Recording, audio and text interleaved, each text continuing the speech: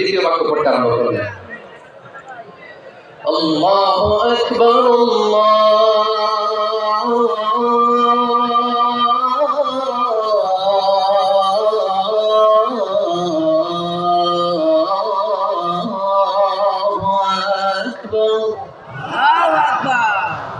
আবু মাহজুরা এই বাক্যটা বললেন। বিশ্বনবী আবু মাহজুরার মাথার মধ্যে হাত দিয়ে তৃতীয় বাক্য বললেন,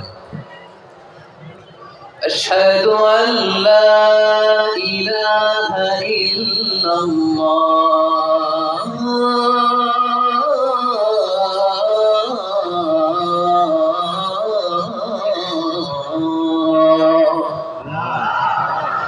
আবু মাহজুরা তৃতীয় বাক্য বললেন। বিশ্বনবী একটা বাক্য পরে আবু মাহজুরা পরে, বিশ্বনবী পরে আবু মাহজুরা পরে। আবু মাহজুরা কিন্তু অমুসলিম, মুশরিক। আবু মাহজুরা বলে, এক একটা বাক্য পড়ি আমার কলিজাটা গলে ঠান্ডা হয়ে যায়। এতদিন মুহাম্মদকে গালি দিতাম, এখন মুহাম্মদ আমার মাথায় যখন হাত রাখছে আমার সারা শরীর ঠান্ডা হয়ে গেছে।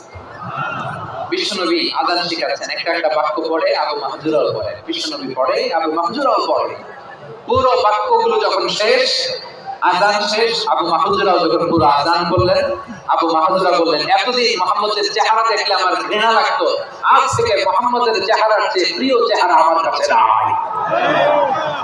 আবু মাহজুরা বললেন, ও মুহাম্মদ, আযানের বাক্য তো আপনি আমারে শেখালেন, এখানেই শেষ করবেন না, আপনি আমারে পড়ায় দেন লা ইলাহা ইল্লাল্লাহু মুহাম্মাদুর রাসূলুল্লাহ সাল্লাল্লাহু আলাইহি ওয়াসাল্লাম। বিশ্বনবীর সাথে দাঁড়িয়ে উনি শাহাদা পড়ে মুসলমান হয়ে গেলেন।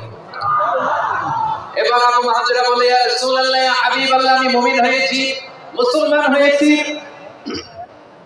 আপনার কাছ থেকে আযান শিখার সৌভাগ্য আমি লাভ করেছি। নবী আমার কণ্ঠের বড় তারিফ করেছেন।